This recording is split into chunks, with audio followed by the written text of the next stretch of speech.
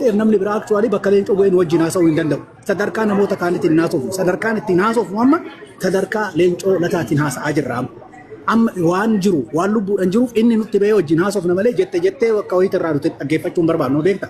Kanaaf hindi damee maaltu ta'e leencoo lataa achi dhaquudhaaf torban lama yoo afurraa kaaseti baaroo tumsaa jaarraa abbaa gadaati namni kun mataansaa dhibamaadha. Nutritionii hanqina qabaat kana bifaanan irraa beekan nama fayyaa baradheedha. Aangoo kanarraa ka'uu qabaa qawwee siikkachuu qaba jedhee suggest kan godhe baaroo tumsaati.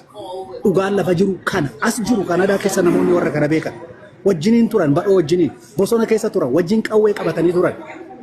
Jaarraa abbaa gadaa kana waan beekuuf ajaja isaanii saniin fudhanne walitti waliigalteen akka hin jirre ni beeka duruu asittuu hin beeka gaafa inni dhufee shaggaritti isaan waamus hin beeka achittis dhaqee akka ijaarsaaf hin dhaqne akka diigomsaaf dhaqee hin beeka.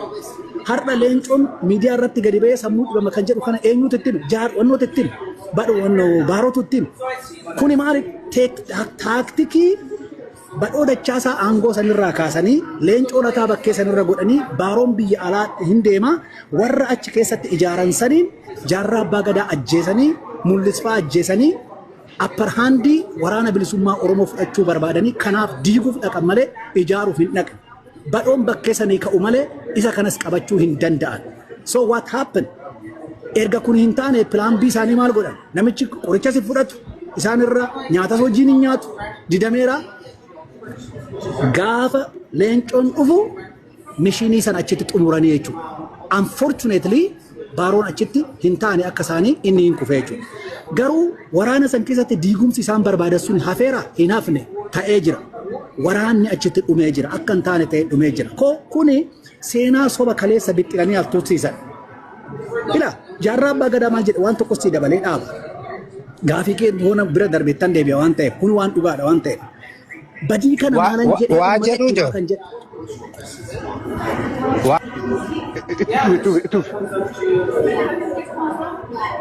Okay.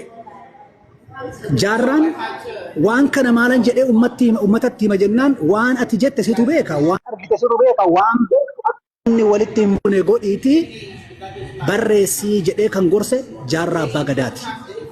Akka ummanni walitti hin buune waan beektu situ beekaa ummata garuu walitti hin buusini jedhee kan gorse jaarraa abbaa gadaati. Waan inni barreesse san Mooqadishootti mana koloneel Abdii Suuriitti Jaalnadhiin Abdul Jaliil Mul'is wajjiniin taa'anii waraqata tana hin beeku. Jaalmadhii gammadaa iccitii tana hin beeka. Kanaaf har'a badii jaalnadhii gammadaatirrattu shakkii nutti uumee jira. Odoo lubbuudhaan jiru maaliif gullalleerraa ergite maal beekaaf balleessuu barbaadde jennee gaafachaa jirra. Dhugaa gaafachaa jirra. Dhaloonni yoo dhugaa gaafatu maaliif arrabsamne caffee? Waan lafa jiru gaafachaa jirra. Dhugaan kana fakkaataa jechuudha. So akka waan ijaarsaa dhaqame godhanii nutti himan kun seenan kun kan hoggaa lamaan dubbatina Oromoo diiga erga jedhanii ofii immoo kan hoggaa 48 baasanii sobaan fudhadhaa jedhanii nurratti duuluu ta'e gadi baafna hoo jenne dhugaa gadi baafna warra ijaare odoon ta'in warra Oromoo diigedha jechuudha jarri kun. Namni kun Oromoo keessatti qabsaa jedheen personaalii isaan tuqne beeke by the way. Maatii isaa hin tuqne, mana isaa hin tuqne, umrii isaa hin tuqne, mindaa isaa hin tuqne namni nama paablikiiti waan inni barreesse waan inni hojjete hin qeeqe inni kun dogoggora Oromoo funduratti Oromoodhaan nu gaafatamuu qaba, abbootii gadaatiin nu gaafatamuu qaba, abbootii amantaatiin nu gaafatamuu qaba, seeranis gaafatanii dhugaa dhaloota kanatti himee deemuu qaba malee obbo Leencoon akkanatti jal'isanii waan waliif fakkaanne nutti himanii nama goota nama Oromoo keessatti qabsoodhaaf waa hunda dhiisee bosona galee hojii guddaa Oromoodhaaf hojjete akka diinatti akka dhimamaatitti lafa godhanii nama kaan faarsuun gandummaa nutti himuu hin danda'an isaani kan ganda uume waan ta'eef. Qooduu nutti himuu hin danda'an isaani kan qooduu jalqabe waan ta'eef isa kana namni kun itti gaafatamuu qaba sin jedha Chaffe. Yaa fayyaate Dr. Girma look wanta kaddanaa baafte kora taa'ee jira kora Finfinneetti Aabaan hundaa'e korri duraa Finfinneetti taa'amee jamamma garee obbo Leencoodhaatii fi kanaanii adda Oromoo ta'aa immoo korri duraa baha Oromiyaatti teesse. Baadhoon nama kora duraa kanarratti dhaqee hirmaatee gaafa aangoodhaaf warra ramadan ramaddiin aangoodhaa kennamteef nama isaan dura bakka kana amata lamaa ol jiru jechuudha baaddoon. Amata lamaa ol bakka kana jira kororraa hirmaatee jira irraa hirmaate kora duraa kan dursummaa Oromootiin qophaa'e ba Oromeetti irraa hirmaatee wal mormii aangoodhaatu turee jettaa bakka san obbo Girmaa gaafa dhufu jarri Finfinneerraa akka waan dhaabni keessa turan itti dammaqamee mootummaa dargii taatiin dhiibamanii ajjechaadhaa barbaadamnaan dhiyeeffa dhaqanii yes gaafa dhaqan kana lafti silaa banaadhaa aangoon hin jirtu tooftaa kana diigmaaf akka haala mijjeessuu fi dubbii kana dhandhaaranii ajjechaan baaroo kun baaddoodhaa kun achirratti hundaa'aa waan jiru keessa himedda na baase bakka sana. That's what we found out in short. Isa wanni nuti bira geenye. Tokkoffaa korri Finfinneetti ijaarame jedhu kuni namni amma kanasitti himaa jiru isa waan ta'eef kuni soba. Kitaabuma sanuu hoolaalte laa fuuluma tokkoo fi fuula lamarratti warru kuta wanni baay'eensaa. Kanaafuu soba wanni sobaan dhaabate yeroo hundeen qabu bakka tokkotti yoo guduufite bakka tokkotti si jalaa hiikkata asitti yoo maarigdee asiin si jalaa caccaba soba waan ta'eef. So kun hin jiru wanni ta'e wanni barbaadame aangoon guutuudha. Iddoo tana hoo nama maqaa dogoggoree naasirreessi bakka jaldeessa moo maal jedhamtu? Bakka duratti kora saaqataa. Kori duraa kora saaqataati. Kora saaqataatti godhan sani aangoon asitti daladdalamtee dhumte. Badhoon achitti muudame. Obbo Leencoo fi Baaroo dura namni bosona seenee aangoo fudhate adda bilisummaa Oromoo keessatti badhoodhaasi yoo barbaachisaa ta'e jechuudha. Dhibba sadhaanuu hin beeku. Dhugaanis kanuma malee jarri kun dhaabata biras hin turre bakkeessanis hin turre garuu wanni dhugaan jiru maal seete isaan kora siin jedhu kuni odoo jaarran hin dhufiniin dura warri kun warra Maccaa Tuulamas diigeedha by the way. Maaliif hundeeffama Maccaa Tuulamaatu akkaataan seenaan itti beeknuu fi akkaataan itti amma Maccaa Tuulamaa osoo hin jedhani obbo Laalamaantu ijaaree itti beekata. Kijiba garuu sobaa dhugaan akkasiidha miti. Inni sunis soba. Iddoodhanii gara Maccaa warra turantu jira warri Tuulamaa Dakar karaa Amboodhaa gadi kan warri immoo gara Salaaleetti immoo karaa Taaddee Birruutiin dhufeetu jira. Warri Dakas jiru suni akka Maccaatti of waamamaniiti gaafa isaanii walitti dhufu akkana jechuurra maaliif walitti fidamu jedhamee booda waamame malee warra Maccaatti miti kan ijaare warra Tuulamaati kan diiga warra kan maaliif diiganii keessa barbaadii dhaqiiti warri yoo san Maccaa Tuulama ijaaranii tokko keessaa sitti himu malee dhugaan garuu maaliif diigame maaliif Taaddasaa Birruufaan xalafaman maaliif wanni kun ta'e yoo jette kan diiga jara kan. So maybe another Damaisa. Who knows? Maybe another Damaisa. Wanni kanaa kun yoon dhaabbanne yoo haala kanaan deemne fuuldura qabsaa'onni Oromoodhaa akkamitti wal amanee waliin deemuu danda'a wanni jo'anii dhugaa dubbachuudhaaf gaafa. Mee caffee asirratti waa qabdi pooyinti amma kaastaan irratti waan qabatamaa jiru tokko laal wanni kun shira naannummaa fakkaatu garuu immoo naannummaa bakka hin buunedha. Aadaa fokkisaa. Uummata fayyaalessaa as keessatti qalbiidhaan yaadatanii cubbuu dubbachuun gaarii miti. Akka wanni akkas hin fakkaanne adda baasaa deemudha. Nuti kan irraa dubbachaa jirru namoota waliin turre waliin hojjanne rakkoo isaan qaban miila nu sakaalanii hiriyaan teenya harka nu micciirte uummata kana yeroo takka lama ol odoo isaan jiran irra deddeebi'uudhaan riganii bulchaa turan jechuudha hiriyaan isaanii. Obbo Leencoo Lataa nuti har'a lubbuun jira. Akkaataan bara chaartaraa dhiibamne chaartara keessaa baane jedhanii fi wanni inni bakka san taa'ee dubbatee hogguu wal cinaa qabdee ilaaltu sin amansiisu jechuudha. Isa kan jalqaba eerame paarlamaa san keessatti. Isa kan jalqaba eerameen sin jechuu jira. Eeramee deebiin inni kenna ammaaf qophii miti. Maal achi godha erga qophiin ta'e maaltu karabaataa hidhatee achi isa kaa'e yoo qophiin tahin mallas hogguu itti aanee eeramuu taalee waltajjiirratti ba'e jechuudha. So taphni taphatamee jira Leencoo fi mallas jidduutti wanni Oromoon hubachuu qabu jechuudha. So Leencoon nu miidheera. Leencoon nu miidheera galata Rabbi amma kitaabni isaa dheengaddaa Oromiyaa keessatti akka lammadan maxxanfame taasifameera. Wanni baay'ee nama gammachiisu tokko isa. Mootummaan naannoo Oromiyaa dhorgeera.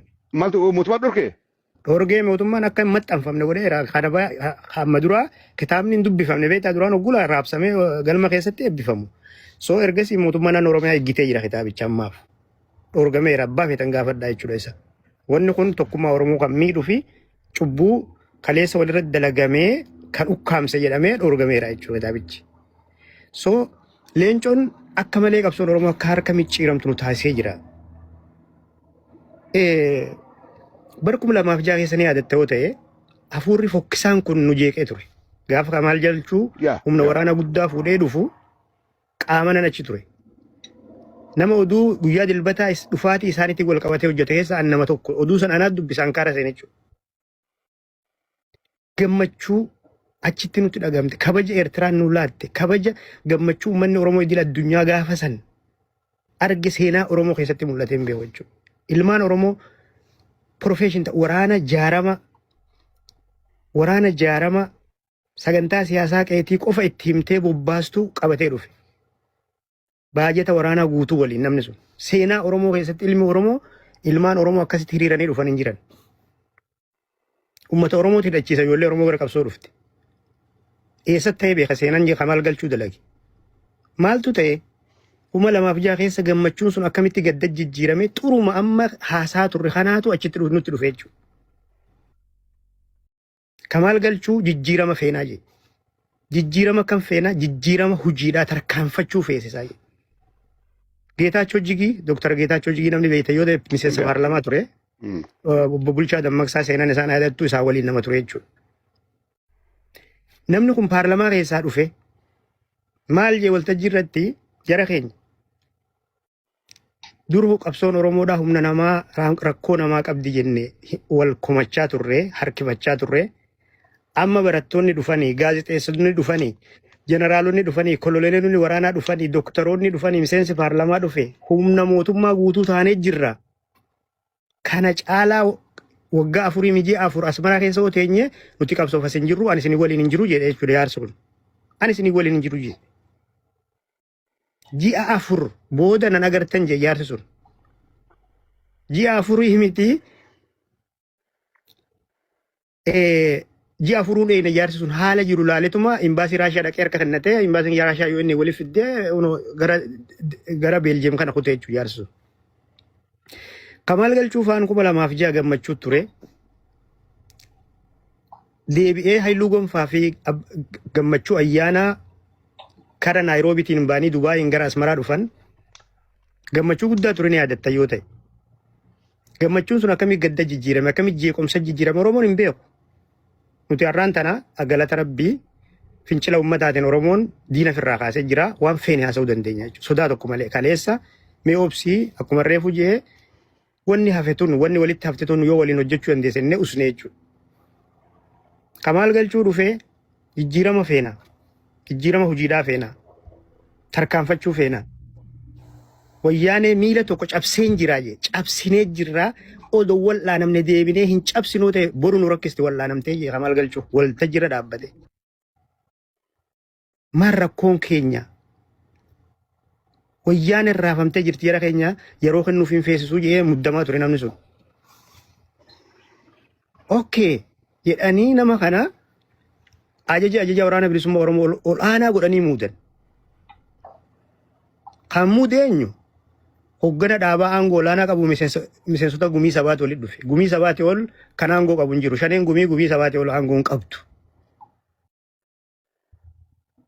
Muudanii ji'a tokko hojjechiisne.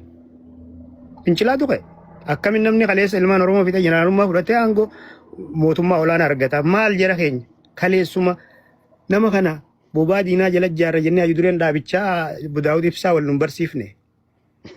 Afeerraa guddaa godhame Asmaraa waajjira dhaabaa keessatti gaafa isaan dhufan guyyaa 3 warra Eertiraa kana bira turaniituma jarri keenyas dhaqee dubbisee waajjira dhufan.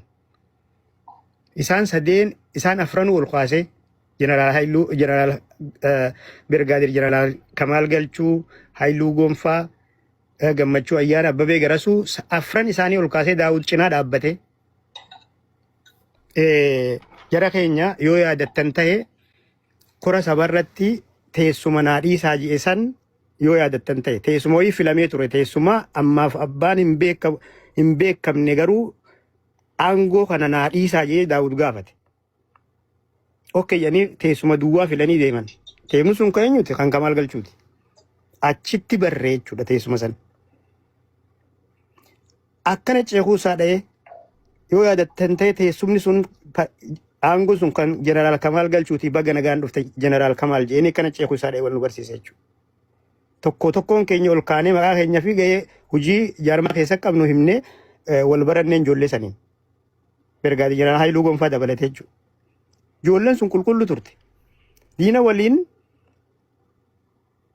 haa turan malee garuu dhaabichi ijaaruu isaa obbo Daawud Ibsaa sirriitti nutti himee jechuudha. Bara 2002 irraa kaasee addi bilisummaa Oromoo bobaa diinaa jalatti ilmaan Oromoo kana gurmeessaa akka ture afaan isaatiin hayyuu duree dhaabichaa nutti dubbate jechuudha. Duuba dirii shirri dilli kun garee Finfinnee tan kaatee Oromiyaa dhaqxeen eegalee hanga ammaatillee atimmata Eertiraa himtaa dabara obbo Daawudii bara marrollee. Bisaa dhabeef irraa dhiise. Akkasitti ijoolleen sun jijjiirama feena waan jiru sani cichanii dhaabichi bika lama dadda fudde 2008 keessa yaadatta ta'e jechuudha. Hogguusan waraanni akka jirutti Kamaal jala gale. Waraanni gaafa san gara Asab jira. Waraanni akka jirutti Kamaal jala galee waraana san baay'atarraa muranii rakkisanii ijoollee gammoojjii keessatti namni kaan gara Jibuutii baqatee gammoojjii keessatti dhumatee kaan ofiif wal fixee namni akka malee wal godhee duuba warri murtii irra lubbuun jiru kun waraana dhaqanii warri Daawuditti amantan gamana baa warri Kamaalitti amantan gamana baa ijoolleen beelan dhumannaan akkuma jirutti Daawud feena itti firraa garagalte ijoolleen. Warri gaafa san nyaataaf rakkoodhaaf galan. Warri gaafa san Kamaal malee warri akka suutee bareen tuunfaa waggaa 2 ol hidhaman warri akka Abbee Qaasimfaan ijoolleen jajjabduun waraana san jaartee gara Eertiraa geessite jechuudha. Lakkii nuti jijjiirama feenaadha malee gaafiin keenya fottoquu miti garuu immoo yoonif dhaabichi gaafii kana kan dhiyeessine kan hin deebisne taate nuti umrii keenya waan biyya namaa keessa fidhuuf hin qabnu jettee ijoollee warri dide waggaa 2 ol hidhamanii siin jesuutee baree warra lubbuun jira warra walli isaan namni beeyne jiru bar. Kamaal gaafa san naannummaadhaan waraana ijaaranii irratti duulanii namni akka jiru qabsoo keessa akka buqqa'u taasifame jechuudha.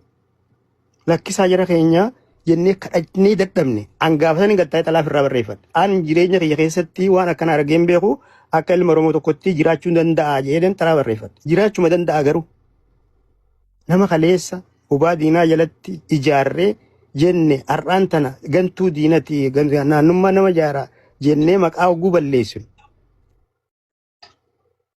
Du'atti murteessan bar du'a silaa Isaayyaas Afawarqee haquu baate diigumsa waraana Itoophiyaa irratti geggeessuu na jalaa balleessa jedhee dhoorgeenis waan biraatiif miti.